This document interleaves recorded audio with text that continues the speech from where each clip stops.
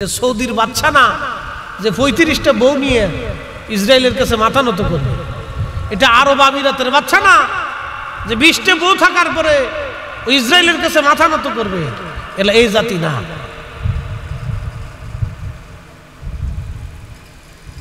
সব কথাগুলি মনোযোগ দিয়ে শুনে যাবেন। আব্দুল্লাহ ইবনে হুযাইফা রাদিয়াল্লাহু আনহু হুঙ্কার ছেড়ে দিয়ে বললেন, এই বাদশা, এই জমিনে এসেছিলাম কালেমার দাওয়াত দেওয়ার জন্য, জিহাদের ময়দানে আসছিলাম, মরলে শহীদ বাঁচলে গাজী।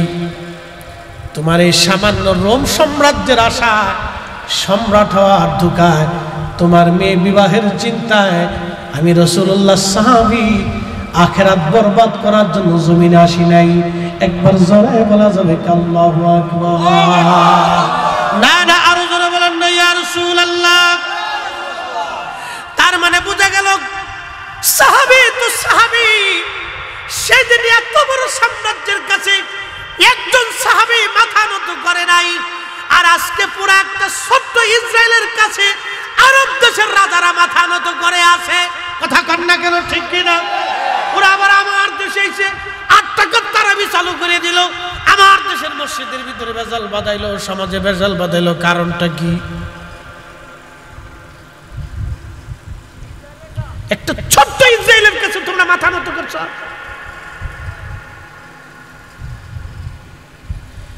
একটা ইহুদি জাতির কাছে তোরা পুরা আরব জাতি মাথা নত করে রইলে কারণটা কি? আবার তোমরাই আমার দেশে এসে সহিহ আকীদার কথা বলে যাচ্ছ।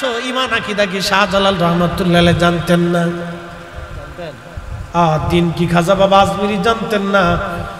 শাহজালাল ইয়ামানি মুজাররিদি যদি বুকে হাত বেঁধে নামাজ পড়তেন, বাংলাদেশের কোনো বাপের বেটার সাহস ছিল না নাভির নিচে হাত বেঁধে নামাজ পড়বে।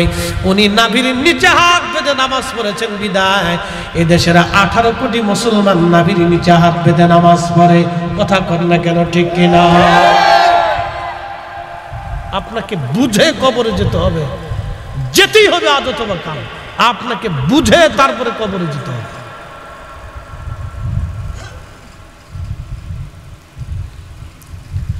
রাসূল কারীমের সাহাবী হুঙ্কার ছেড়ে ডাক দিয়ে বলেন, এই রোম সম্রাট,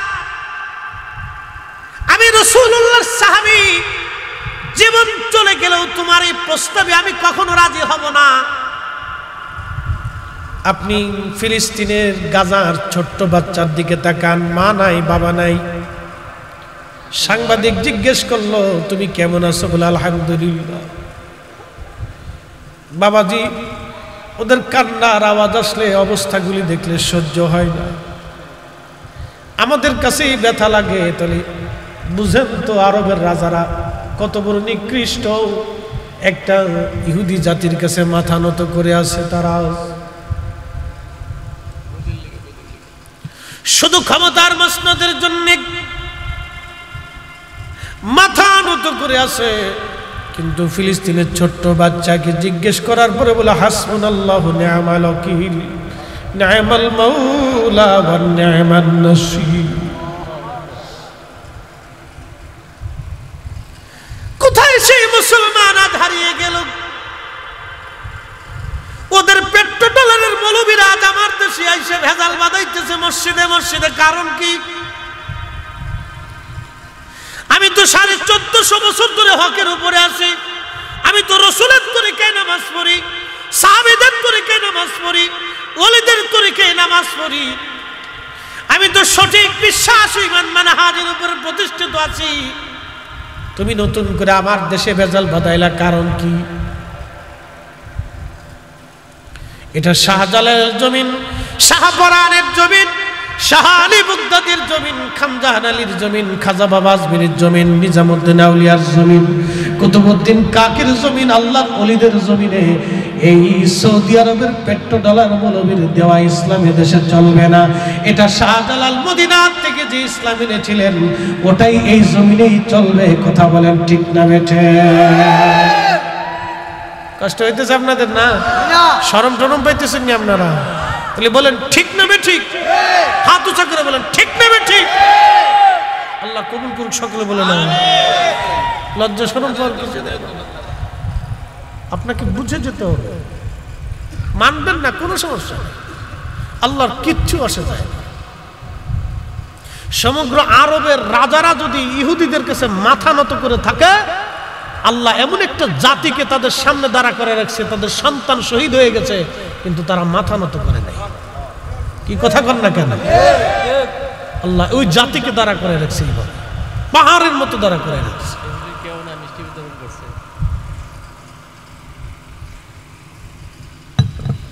আব্দুল্লাহ ইবনে হুযায়ফা রাদিয়াল্লাহু আনহু বাদশা বলতেছে তাহলে বোঝা যাচ্ছে সে আমার কথা মানবে না তাহলে হত্যা করো মৃত্যুদণ্ড দিয়ে দেওয়া হলো তো সহজে কোনো মৃত্যু হবে না তেলের কড়াইয়ের ভিতরে তেল ঢেলে আগুন জ্বালানো হলো বিরাট বড় কড়াই ফুটন্ত তেলের ভিতরে কয়েকজন আব্দুল্লাহ ইবনে হুযায়ফা রাদিয়াল্লাহু আনহুর সহযোদ্ধা কয়েকজনকে তেলের কড়ার মধ্যে ছেড়ে দেওয়া হলো ওনার সামনে কয়েকজন শহীদ হয়ে গেলেন তেলের কড়ার ভিতরে ভাজি হয়ে গেল বাদশা বললেন রাসূলের সাহাবীকেও তেলের কড়ার মধ্যে ছেড়ে দাও যেহেতু আমি এত বড় প্রস্তাব তারে দিলাম আমি রোম সম্রাটের মেয়ে তার সাথে বিয়ে দিব সাম্রাজ্য তারে লিখে দিব তারপরও সে আমার কথা মানে নাই তেলের কড়ার মধ্যে ছেড়ে দাও এই হুকুম দিয়ে বাদশা রোম সম্রাট যখন চলে যাচ্ছিলেন তখন চলে যাওয়ার পরে ওনাকে ধরে যখন তেলের কড়ার মধ্যে নিয়ে যাওয়া হচ্ছে তখন আব্দুল্লাহ ইবনে হুযায়ফা রাদিয়াল্লাহু আনহু চোখের পানি ছেড়ে ছেড়ে কাঁদতেছিলেন সৈন্যরা মনে করছে উনি বুঝি একটু ভয়টায় পেয়ে গেছেন দৌড়ায় যায় বলতেছে বাদশা লোকটা কেঁদে ফেলেছে মনে হয় ভয় পাইছে আব্দুল্লাহ ইবনে হুযায়ফার কাছে বাদশা আবার দৌড়ায় এসে বললেন হুযায়ফা ইবনে হুযায়ফা তুমি তো ভয় পাইছো বুঝছি তুমি কাঁদতেছো আমার প্রস্তাবে বুঝি রাজি হয়ে গেছো আব্দুল্লাহ ইবনে হুযায়ফা ডাক দেখে বাদশা তোমার প্রস্তাবে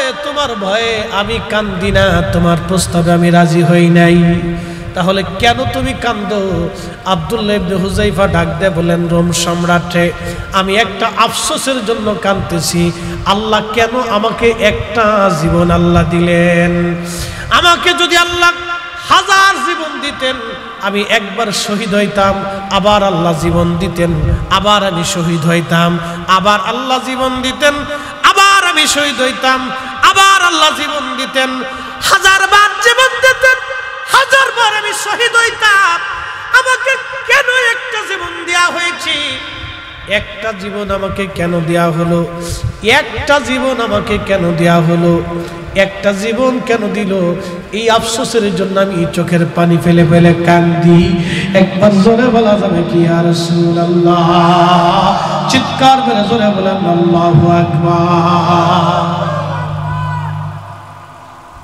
এরা রাসূল করিমের সাহাবী মাথা নত করেনি চিন্তা করতে পারছেন কত বড় আরব জাতিগুলি একটা ছোট্ট দেশ ইসরায়েলের কাছে মাথা নত করে দিয়েছে বড়ালের মতো হয়ে গেছে লজ্জা করে মাঝে মাঝে শরম এরা আবার এসে আমার দেশে সহি আকীদা শিখাইছে উনি এসে সহি আকীদা শিখাইতেছে যে জাতি ইহুদির কাছে মাথা নত করে থাকে সে আবার আমাকে কিসের আকীদা শিখাবে ওই আকীদার আমার দরকার নাই শাহজালাল ইয়ামানি মুজাররদ যে আকীদা শিখাইছে ওই আকীদার দরকার কথা কর না কেন জোরে বলেন জোরে বলেন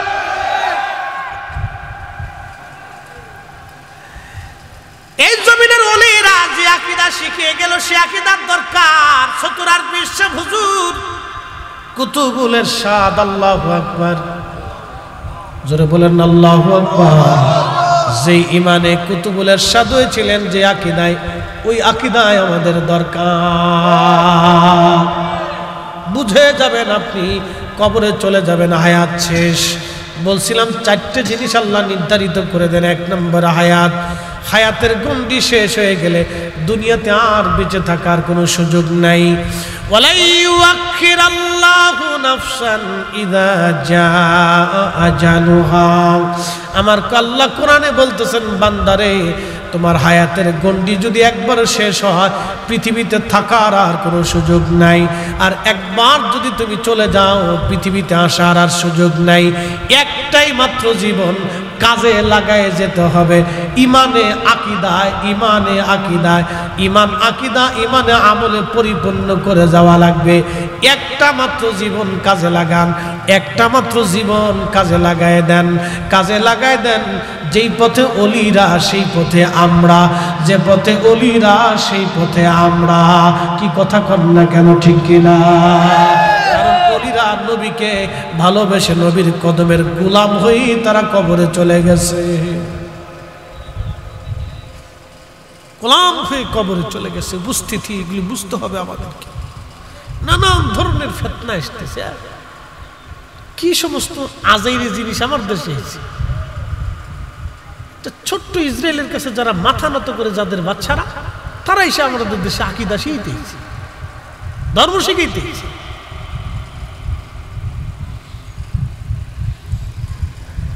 ও মুসলিম সমাজ, আল্লাহর হাবিব আমাদেরকে ডাক দিয়ে বললেন, জিবরাইলকে আল্লাহ ডাক দিলেন, জিবরাইল দ্বিতীয় নাম্বার, তার জন্য তুমি একবার আমি আল্লাহর পক্ষ থেকে নির্ধারিত করে দাও রিজিক। প্রথম নম্বর হায়াত, দুই নম্বর রিজিক। সে কি পরিমাণে রিজিক তার ভাগ্যের মধ্যে হবে, কি পরিমাণে খাবে, আমি আল্লাহর পক্ষ থেকে তার জন্য নির্ধারিত করে দাও। এখন আপনাদেরকে প্রশ্ন করি, জবাব দিবেন। আল্লাহু আকবার। রিজিক আমার আপনার জন্য আল্লাহ যা বরাদ্দ করেছেন, তার বেশি কি খাওয়ার সুযোগ আমাদের আছে? সুযোগ? অনেকের অনেক অর্থ আছে কিন্তু খাইতে পারে, অনেকের অর্থ নাই কিন্তু অনেক খাইতে পারে। ইচ্ছা আল্লাহ, খাইতে পারে। অনেকের অর্থ নেই কিন্তু অনেক খাইতে পারে।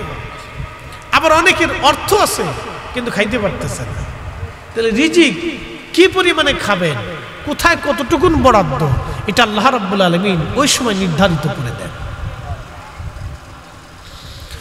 এজন্য কোন মানুষের হাতে রিজিকে হাত দিবেন না।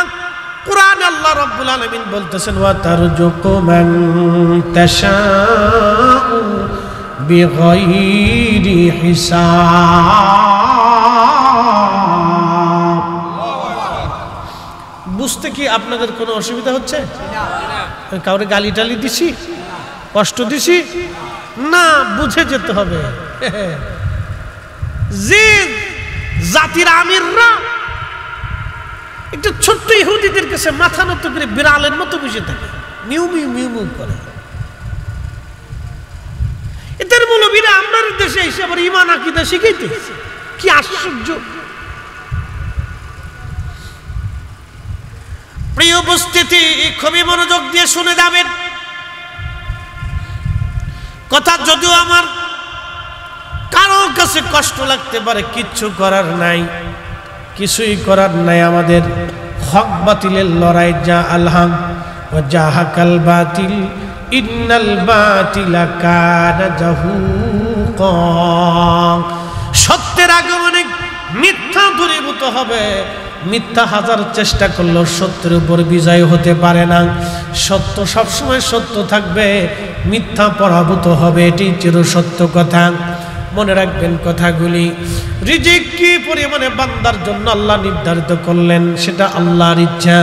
আল্লাহ বলেন, আমি যাকে খুশি তাকে অগণিত রিজিকের মালিক বানাই দেই। এই জন্য আমাদের উচিত মাঝে মধ্যে আমাদের রিজিক থেকে আল্লাহর পথে ব্যয় করা, আল্লাহর পথে খরচা করা, আমাদের রিজিক থেকে আল্লাহর পথে ব্যয় করা, আল্লাহর পথে ব্যয় করা। আল্লাহ আমাদেরকে যে রিজিক দিয়েছেন, এই রিজিক থেকে আল্লাহর পথে ব্যয় করা, আল্লাহর পথে ব্যয় করা, আল্লাহর পথে ব্যয় করা। এই জন্য কিছু রিজিক আল্লাহর পথে ব্যয় করবেন, আল্লাহর পথে খরচা করে দিবেন। সমুদ্রের ভিতরে একটা মাছ নীল তিমি, প্রত্যেক দিন 4 টন খাবার একবেলা করে আল্লাহ খাওয়ায়। 110 মন খাবার তার লাগে। প্রত্যেক দিন 110 মন খাবার এক বেলায় নীল তিমিরা আমার আল্লাহ খাওয়ায়। এরকম হাজার হাজার লক্ষ লক্ষ নীল তিমি সমুদ্রের মধ্যে আছে। বলেন তো গোডাউন ছাড়া, একবারে অর্থ মন্ত্রণালয় ছাড়া, জাতিসংঘের অর্থ বিভাগ ছাড়া এই তিমিরে যিনি খাওয়ান, একবার জবে বলেন তো সেই মালিকের নাম কি? আমাদের জন্য রিজিক যিনি বরাদ্দ করলেন সে মালিকের নাম কি? তাহলে আজকে থেকে নিয়ত করে যাব, আল্লাহ জীবনে কোনোদিন কারো রিজিকে হাত দেব না। কি কথা কন না কেন? জীবনে কারো রিজিকে হাত দেব না, কারো রিজিক নষ্ট করবো না, কখনোই না। কালকে আমার ঢাকাতে দুই ভাই পিটি করে একটা আরেকটার মার্ডার করছে। আপন ভাই জমি জমি নিয়ে ভাগাভাগি করে, চিন্তা করতে পারছে? আমার বাসার থেকে পরে বাসার বিল্ডিং দেখা যায়, রাত 3টের সময় দুটি কিলিকিলি করতে করতে একটা একটা মেরিয়ে ফেলল। আহা, রক্তের ভাই, একই রক্ত, একই বাবা, একই মায়ের রক্ত। ছি, মানব জাতি কুত্তা কুত্তা মারামারি হয়, জীবনে কোনোদিন মার্ডার দেখেন না। গরু গরু মারামারি করে, জীবনে মার্ডার দেখেন না। একমাত্র মানুষ জাতি আর জিন জাতি, এই দুই জাতি মারামারি করলে একটা আরেকটার মার্ডার করে, একটা আরেকটার মার্ডার করে। প্রিয় উপস্থিতি, খুব মনোযোগ দিয়ে, অথচ আমরা মানুষ আশরাফুল মাখলুকাত, সর্বশ্রেষ্ঠ জাতি। আল্লাহু আকবার। এই জন্য কারো রিজিকে হাত দিবেন না, কারো অর্থ সম্পদ নষ্ট করবেন না, কারো জমিন কেড়ে নেবেন না। 1 ইঞ্চি যদি আপনি নিয়ে যান, কিয়ামতের ময়দানে সপ্ততমক নিচ পর্যন্ত আপনার গলার মধ্যে ঝুলিয়ে দেওয়া হবে। সেই দিন কোনো উপায় আপনার থাকবে না, এখান থেকে বাঁচানোর কেউ থাকবে না। এই জন্য 2 নাম্বার রিজিক, কি পরিমাণে বান্দা রিজিক খাবে এটা আল্লাহ কর্তৃক বরাদ্দ থাকে। ফরিদি সাহেব যতই চেষ্টা করুক খেতে পারবে না, যদি রব্বে কারিমের দরজায় এটা কবুল না থাকে। 3 নাম্বার, ওই বান্দার ইজ্জত, ইজ্জত ইজ্জত সম্মান। এই সম্মানটা আল্লাহ কর্তৃক নির্ধারিত। আল্লাহ বলেন, জিবরাইল আমি আল্লাহর পক্ষ থেকে নির্ধারিত করে দাও কি পরিমাণে সে ইজ্জতওয়ালা হবে, সম্মানওয়ালা হবে। আমি আল্লাহ রাব্বুল আলামিন বান্দার জন্য নির্বাচিত করে দেন।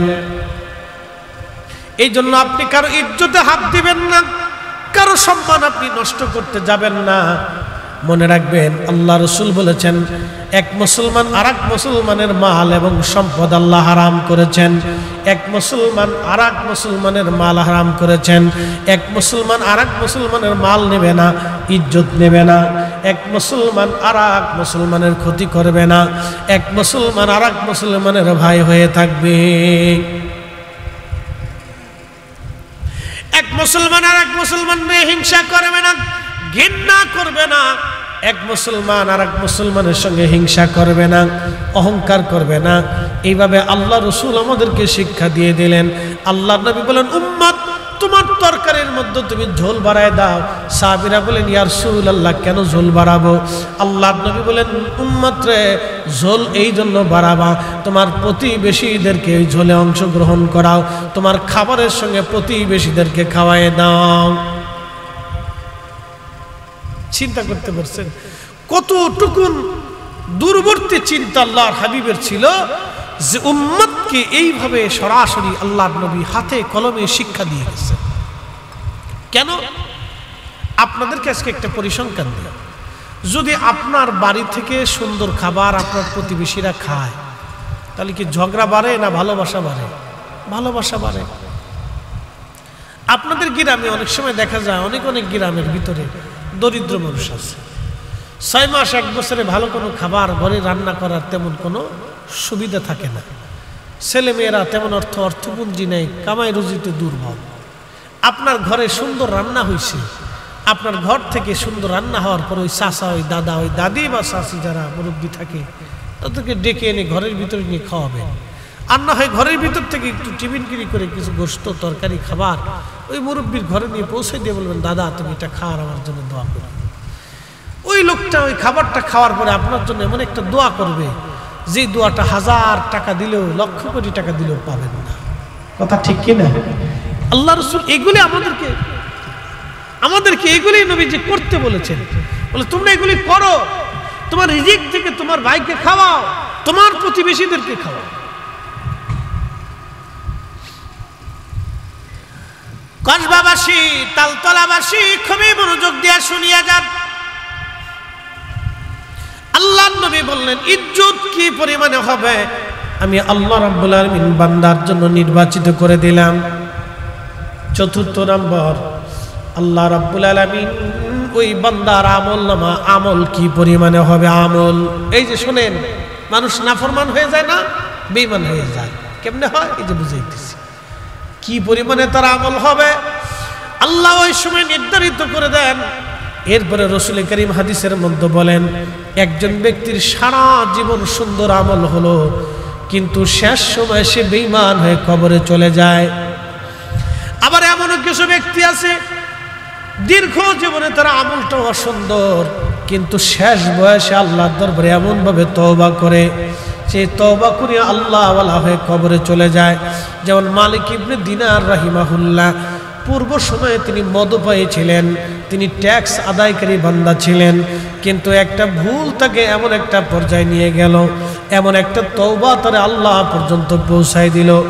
বিশুর হাফি মদপায়ী ছিলেন তিনি, আল্লাহু আকবার, তার একটা আমল আল্লাহর কাছে পছন্দ হয়ে গেল, তওবা করিয়া সে আল্লাহ ওয়ালা হয়ে গেল।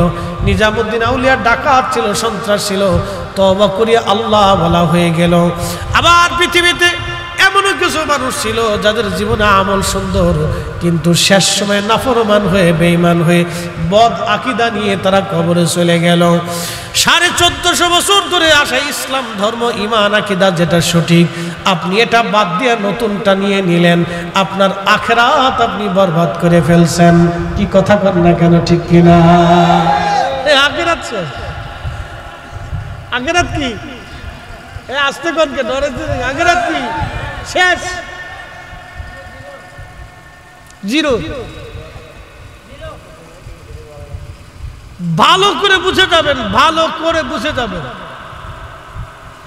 আল্লাহ রাসূল বলতেছেন আল্লাহর বান্দার আমল কি হবে এটা আল্লাহ কর্তৃক নির্বাচিত। আল্লাহ আমাদেরকে সঠিক মানহাজের উপরে কবুল রেখেছেন, এটা আমাদের জন্য বুলন্দ নসিব। কথা কর না, ঠিক কিনা? আল্লাহ যেন শেষ সময় পর্যন্ত কবুল করেন। এই জন্য একটা দোয়া আছে, দোয়া কি জানেন? আরবিতে একটা দোয়া আল্লাহ কোরআনে শিখিয়েছেন, রব্বানা লা তুজিগ কুলুবানা বাদা ইযা হাদাইতানা ওয়া হাব লানা মিন লাদুনকা ইন্নাকা আনতাল ওয়াহ্হাব। ও প্রতিপালক, হেদায়েতের রাস্তায় চালাইয়া আবার গোমরা বানাই দিও না আল্লাহ। আমরা যে রাস্তাটা তুমি দেখাইলা, যে রাস্তায় শাহজালাল রহমাতুল্লাহ আলাইহি ঘুমাই গেল, খাজা বাবা আজমিরি ঘুমাইলো, মুজাদ্দিদ আল ফেসানি সেরহিন্দি ঘুমাইলো, সতরার হুজুর কেবলা ঘুমাইলো, শাহ সুফি ফতেলি রসুলের নামা ঘুমাইলো, আবু বকর সিদ্দিক ফুরফুরাবি রহমাতুল্লাহ আলাইহি ঘুমাইলো, নিজামুদ্দিন আউলিয়া রহমাতুল্লাহ আলাইহি ঘুমাইলো, নিজামপুরি ঘুমাইলো, শাহ ওয়ালিউল্লাহ মুহাদ্দিস দেহলভি ঘুমাইলো, শাহ আব্দুল আজিজ মুহাদ্দিস দেহলভি ঘুমাইলো, শাহ আব্দুর রহিম মুহাদ্দিস দেহলভি ঘুমাইলো, শায়েখ আব্দুল হক মুহাদ্দিস দেহলভি ঘুমাইলো, কুতুবউদ্দিন কাকি ঘুমাইলো, খাজা বাকি বিল্লাহ রাহমাতুল্লাহ আলাইহি ঘুমাইলো, বাইজিদ বুস্তামি রাহমাতুল্লাহ আলাইহি ঘুমাইলো, ইমাম আবু হানিফা ঘুমাইলো, ইমাম শাফিঈ ঘুমাইলো, ইমাম মালিক ঘুমাইলো, ইমাম আহমদ ইবনে হাম্বল রিদওয়ানুল্লাহি তাআলা আলাইহিম আজমাইন ঘুমায় গেল। সেই আকীদায় আপনারে চালাইয়া আমাদেরকে আবার তুমি পথহারা বানাইও না, গোমরা বানাই দিও না আল্লাহ। রব্বানা লা তুজিগ কুলুবানা বা'দা ইয হাদাইতানা ওয়া হাব লানা মিন লাদুনকা রাহমাতান ইন্নাকা আনতাল ওয়াহ্হাব। রব্বুল আলামিন ওলিরা যেই পথে চলে গেল ওই হেদায়েতের রাস্তা দেখায় আবার গোমরা বানাই দিও না। এই জন্য মনে রাখবেন, কিছু মানুষ আছে সারা জীবন সুন্দর আমল করবে, শেষ বয়সে এসে ধ্বংস হয়ে যাবে। আবার কিছু মানুষ আছে সারা জীবন বদের মধ্যে থাকার পরে আল্লাহর পছন্দ, শেষ সময় তওবা করে সে ভালো হয়ে আল্লাহওয়ালা হয়ে কবরে চলে যাবে। আল্লাহ যেন আমাদেরকে আল্লাহওয়ালা হয়ে ঈমান নিয়ে কবরে যাওয়ার তৌফিক দেয়। আমরা সকলে আওয়াজ তুলে বলে আমিন। আশা করি কিছুটা হলেও বুঝাইতে পারছি, কিছুটা হলেও আপনাদেরকে বুঝাইতে পারছি। আল্লাহ আমাদেরকে যেন বুঝের উপরে রাখে বলেন। আল্লাহ রসুল বললেন, জিব্রাইলকে আল্লাহ বলেন, জিব্রাইল এই বান্দার জন্য 4টে জিনিসকে তুমি একেবারে আমার পক্ষ থেকে নির্বাচিত করে দাও। 1 নম্বরে হায়াত, 2 নম্বরে রিজিক, 3 নম্বরে ইজ্জত, 4 নম্বরে তার কি আমল হবে,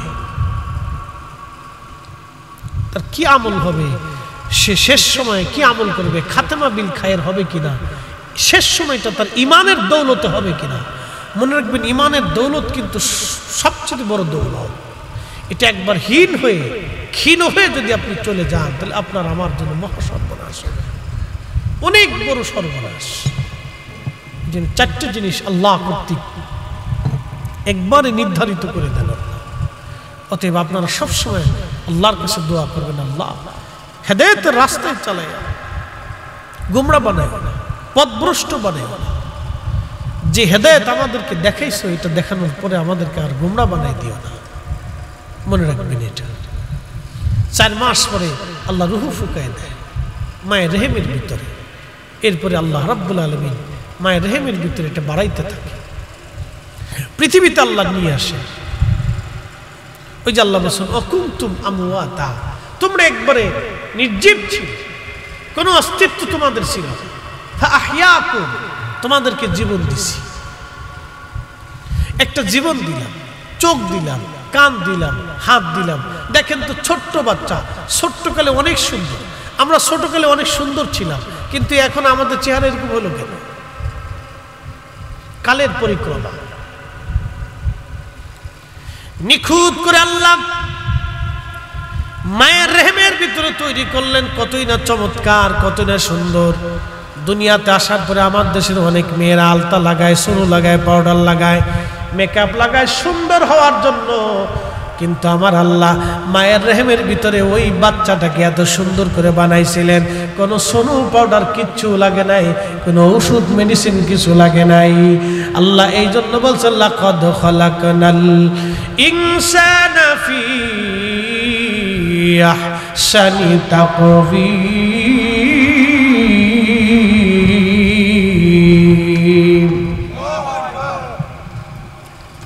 কথা বাড়াবো না, বেশি লম্বা রাত করবো না, গভীর রাত্র করে কষ্ট দেব না। আমি মূল বক্তব্য আপনাদের সামনে উত্থাপন করেছি। তাহলে হেদায়েতের রাস্তায় ওলিরা যে পথে চলে গেছে, আমরা সে পথে চলে যাব। কি কথা বলেন, ঠিক না বেঠে? মিথ্যার কাছে কখনো মাথা নত করবেন না, বাতিলের দিকে কখনো ঝুঁকে যাবেন না। যে মিথ্যা এসেছে এটার প্রয়োজন নাই, সত্য যেটা যুগ যুগ ধরে 1450 বছর ধরে চলতেছে, এটাই আমাদের বড় দরকার। যে ইমান আকিদা বেদিন বাতিলের কাছে মাথা নত করে নাই কখনো, ওই ইমান আকিদাই আমাদের দরকার। যেই ইমানের জন্যে ইমাম আহমদ ইবনে হাম্বল 4 বছর পর্যন্ত পিটুনি খাইলেন, গোশত উঠে গেল, গোশতে ঘা হয়ে গেল, শরীরে পচন লেগে গেল, দুর্গন্ধ ছড়াইল, তারপরেও তিনি মিথ্যার কাছে মাথা নত করেন নাই। যেই ইমানের জন্য হযরতে ইমামুল আযম আবু হানিফা রাহমাতুল্লাহ আলাইহি শহীদ হইলেন, তারপরেও তিনি মিথ্যার কাছে মাথা নত করেন নাই। যে ইমান আকিদার জন্য পৃথিবী বিখ্যাত ওলি উলামা ফুজালা নুদাবা নুকাবারা জীবন দিয়ে দিল, কিন্তু মাথা নত করেন নাই।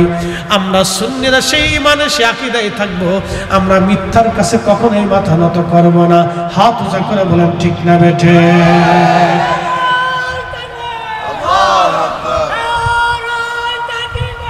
আল্লাহ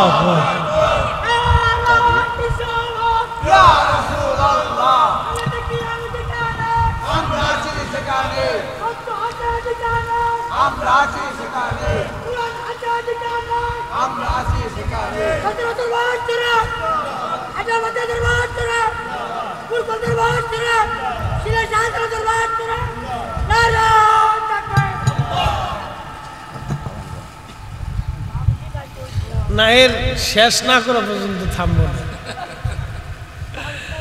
মানুষ লাগবো না রে, মানুষ দেখি তা হইতো। সারা পৃথিবীতে মানুষ আছে 800 কোটি, মুসলমান আছে মাত্র 200 কোটি, বাদ বাকি 600 কোটি মানুষ কিন্তু কাজের মানুষ না। 200 কোটি মুসলমান মানুষ, কিছু ইমানে মানুষ আছে, তারপরে এর ভিতরে গাফলার কোনো শেষ নেই। কি কথা কন না কেন? আপনি খুঁজে দেখেন তো মানুষ আছে কয়জন, তালাশ করেন মানুষ কয়জন আছে দেখেন।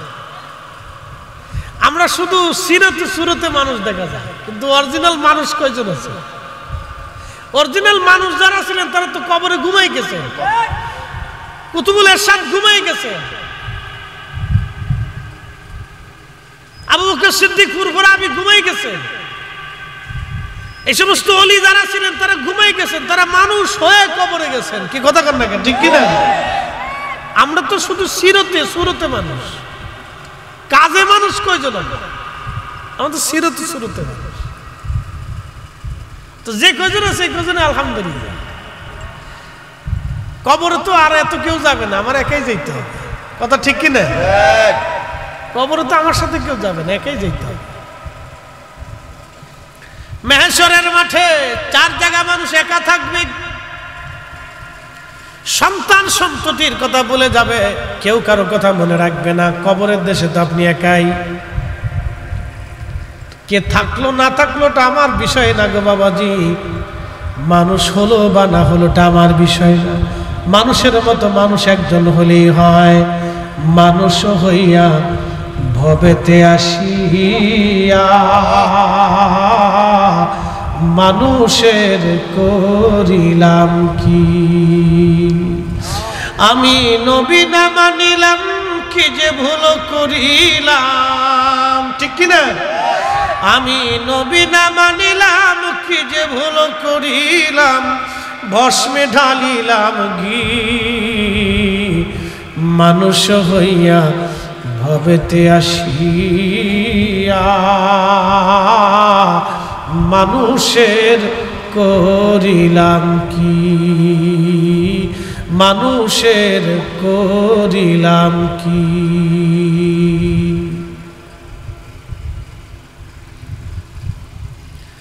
মানুষ হয়ে কয়জন কবরে গেছে? মানুষের মতো মানুষ বা কয়জন হলো? কয়জনই বা মানুষের মতো মানুষ হয়ে কবরে গেল? আমরা তো সিরত সুরতে মানুষ। যত সময় পর্যন্ত একজন মানুষের আল্লাহ রসুলের চরিত্র তার শরীরের মধ্যে না আসবে, তত সময়ে মনে রাখবেন সে মানুষ হতে পারে নাই।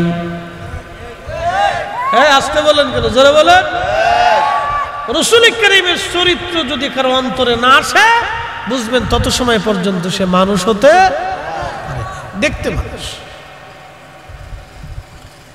প্রিয় উপস্থিতি, খুবই মনোযোগ দিবেন। কবরে আমি একা, হাসরের ময়দানে 4 জায়গা থাকবো একা, কেউ সেই সময় আপন হবে না। নবীজি বললেন, সন্তান ভুলে যাবে, বাবা মা ভুলে যাবে, সবাই সবাইকে ভুলে যাবে, বন্ধুর কথা মনে থাকবে না। 1 নম্বর মিজানের পাল্লা। মিজানের পাল্লায় নেকের পাল্লা ভারী হবে না গুনার পাল্লা ভারী হবে? যখন জনাব মাওলানা জহিরুল ইসলাম ফরিদির নেকের পাল্লা আর গুনার পাল্লা ওজন করা হবে, তখন ফরিদি সাহেব সন্তানের কথা ভুলে যাবে, বিবির কথা মনে রাখবে না, আত্মীয় স্বজনের কথা আমার আর মনে থাকবে না। আমার একটাই চিন্তা, নেকের পাল্লা হালকা হলো না গুনার পাল্লা ভারী হয়ে গেল। হাই হাই হাই, কঠিন পেরেশানিতে বান্দা এই সময় একবারে এমন পেরেশানির মধ্যে হয়ে যাবে। আল্লাহর নবী বলেন, উম্মত রে, এই হাসরের ময়দানে মানুষ থাকবে উলঙ্গ, কেউ কারো দিকে তাকানোর মতো সময় হবে না, কেউ কারো দিকে দৃষ্টি পর্যন্ত করার টাইম হবে না। অথচ দুনিয়ার তাআরুজুল মালাইকাতু ওয়ার রূহু ইলাইহি ফি ইয়াউমিন কানা মিকদারুহু 50,000 সানা। দুনিয়ার 50,000 বছর এক জায়গা করলে যত বড় হয় 50,000 বছর, 60 বছরও না। দুনিয়ার 50,000 বছর এক জায়গা করলে যত বিরাট, হাসরের একটা দিন হবে তত বিরাট। হাসরের একটা দিন তত বিরাট। এই দিনের কত হাজার বছর পার হয়ে যাবে, কেউ কারো দিকে তাকানোর মতো সময় হাতে নাই। আপনাকে বুঝে কবরে যেতে হবে। ওয়ান টাইম, একবারই সুযোগ, দ্বিতীয়বার আর সুযোগ নেই। আমাকে আপনাকে বুঝে কবরে যাওয়া লাগবে, একবারে সুযোগ। কসবাবাসী, তালতলাবাসী, একবারে সুযোগ, আর সুযোগ নাই। একবার সুযোগ, আর সুযোগ নাই। বুঝে কবরে যাওয়া লাগবে। ওই মিজানের পাল্লায় আল্লাহর বান্দা পেরেশান হয়ে ফেল ফেল করে তাকায় থাকবে, কি আমার ভাগ্যে আজ আসতেছে। ও সময় সন্তান সন্ততি, স্ত্রী পুত্র পরিজন, বাবা মা, আত্মীয় স্বজন, কারো কথা ওই সময় আর মনে থাকবে না। কঠিন এই মুহূর্ত। 2 নাম্বার, আমল নামা কি ডান হাতে আসবে না বাম হাতে আসবে? আমল নামা ডান হাতে না বাম হাতে। এ সময় আল্লাহর বান্দা খুব পেরেশান হয়ে যাবে। যাদের আমল নামা ভালো তাদের আমল নামা সামনে দিয়ে ডান হাতে দেওয়া হবে, যাদের আমল নামা খারাপ হবে পিছন দিক দিয়ে বাম হাতে দিয়ে দেওয়া হবে। এক এক করে ডাক দিবে আব্দুল করিম, বাবার নাম আব্দুর রহিম। আমল নামা হাতে দেওয়া হবে। কেউ কাঁদতে থাকবে সেই দিন, কেউ খুশি হতে থাকবে সেই দিন। আল্লাহু আকবার। নবী বললেন, সাহাবীরা রে, এই সময় আল্লাহর বান্দা এতই পেরেশান থাকবে যে সন্তান সন্ততি, স্ত্রী পুত্র পরিজন, বাবা মা, আত্মীয় স্বজন, কারো কথা এই সময় আর মনে রাখবে না। আর একটু পরিষ্কার করে বুঝি, জজ কোর্টে, ম্যাজিস্ট্রেট কোর্টে একজনের মামলার রায় হলো তার মৃত্যুদণ্ড। জজ কোর্টে মামলার রায় হলো মৃত্যুদণ্ড, হাইকোর্টে মামলার রায় হলো মৃত্যুদণ্ড, সুপ্রিম কোর্টে তাকে নিয়ে যাওয়া হলো। প্রত্যেকটা বেঞ্চে সুপ্রিম কোর্টে তার মৃত্যুদণ্ড দিয়ে দেওয়া হলো। এরপরে প্রধান বিচারপতি, যিনি প্রধান বিচারপতির সময় বিচারপতি মহোদয় যিনি আছেন, তিনি এবার রায় দিবেন। একবারে চূড়ান্ত রায়। এই রায়ের পরে আর বাংলাদেশে কোনো রায় নাই। সুপ্রিম কোর্টের প্রধান বিচারপতির রায়ের পরে আর কোনো রায় নাই। এই সময় রায়ের সময় যখন আল্লাহর বান্দা কোর্টে দাঁড়ায় গেল, তখন বিচারপতি কি রায় দেয়, তখন আসামি যে থাকে তার অবস্থাটা সেই সময় কেমন হয় বলেন তো? সন্তান সন্ততি, পিতা মাতা, আত্মীয় স্বজন, যার যা কিছু আছে ওই সময় সব সে ভুলে যাবে, কিছুই মনে রাখে না। কথা কর না কে? এই সময় কিচ্ছু তার মনে থাকবে না। তার একটা চিন্তা, 2 মিনিট পরে আমার রায় দিবে, মৃত্যুদণ্ড কি বহাল থাকবে না আমাকে খালাস দিবে। এই চিন্তায় তার শরীর ঘামতে থাকে, পেরেশান হয়ে যায়। সে কি হয়ে যাবে আমার এখন?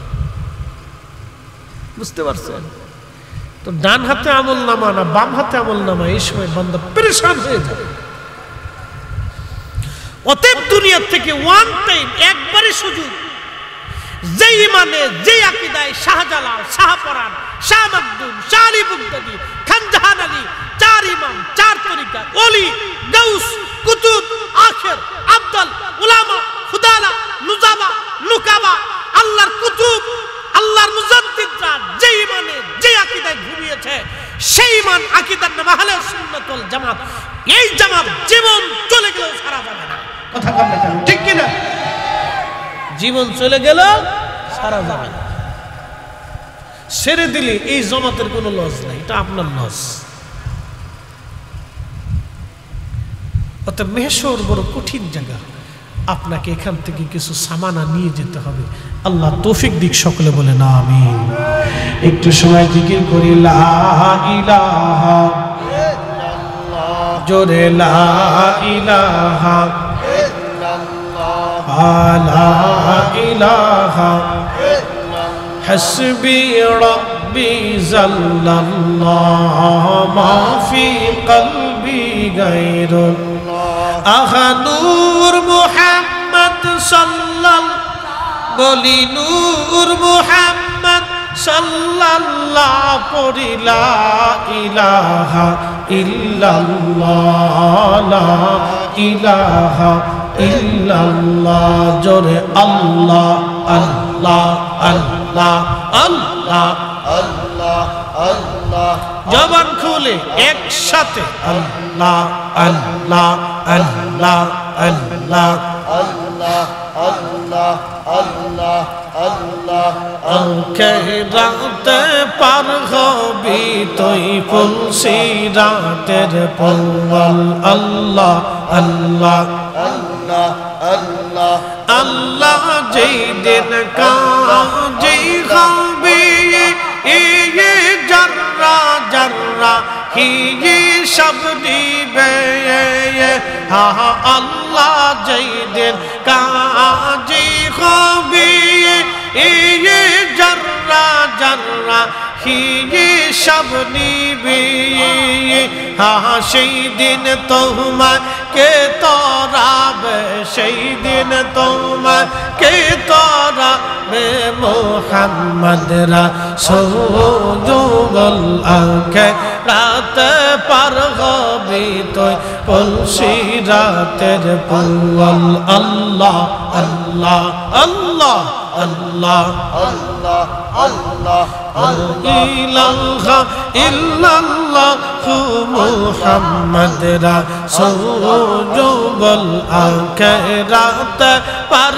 হবি তুই ফুলসিরাতের পৌয়াল আল্লাহ আল্লাহ আল্লাহ আল্লাহ আল্লাহ আল্লাহ আল্লাহ ৩০,০০০ বছর লাগবে এই ফুলসিরাত পারি দিতে সেই দিন তোমাকে তরাবে সেই দিন তোমাকে তরাবে মুহাম্মদ রাসূলুল আখিরাত পার হবি তুই ফুলসিরাতের পৌয়াল আল্লাহ আল্লাহ আল্লাহ আখিরাত পার হবি তুই ফুলসিরাতের পৌয়াল আল্লাহ আল্লাহ আল্লাহ আল্লাহ আল্লাহ আল্লাহ আল্লাহ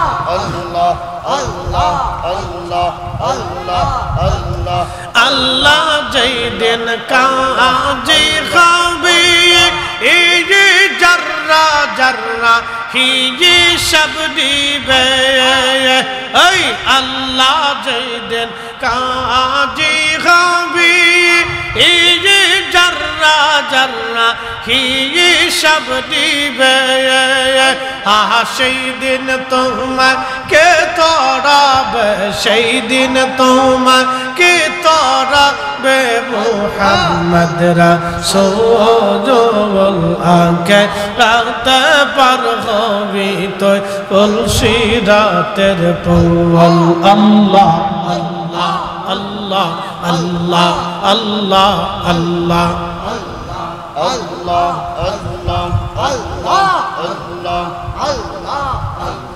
আল্লাহ যেই দিন কাহার হবি নফসি নফসি সবে বলবে আল্লাহ যেই দিন কাহার হবি নফসি নফসি সবে বলবে সেই দিন তোমাকে তরাবে সেই দিন তোমাকে তরাবে মুহাম্মদ রাসূলুল আখিরাত পার হবি তুই ফুলসিরাতের পৌয়াল আল্লাহ আল্লাহ আল্লাহ আল্লাহ আল্লাহ আল্লাহ আল্লাহ আল্লাহ আল্লাহ আল্লাহ আল্লাহ আল্লাহ আল্লাহ আল্লাহ আল্লাহ আল্লাহ আল্লাহ আল্লাহ হেরা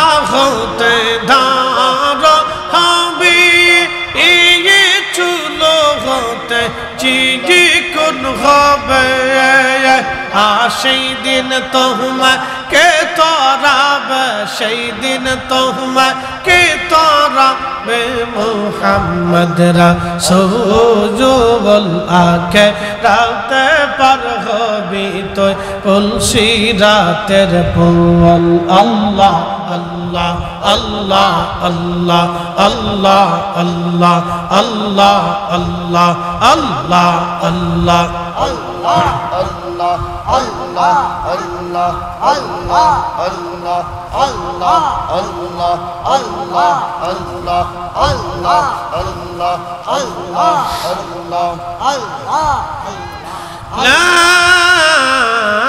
إله إلا الله محمد رسول الله صلى الله عليه وسلم এসেছেন যত নবী সকলের ইমাম সালাম নবী তোমায় হাজারো সালাম ইয়া নবী সালাম আলাইকা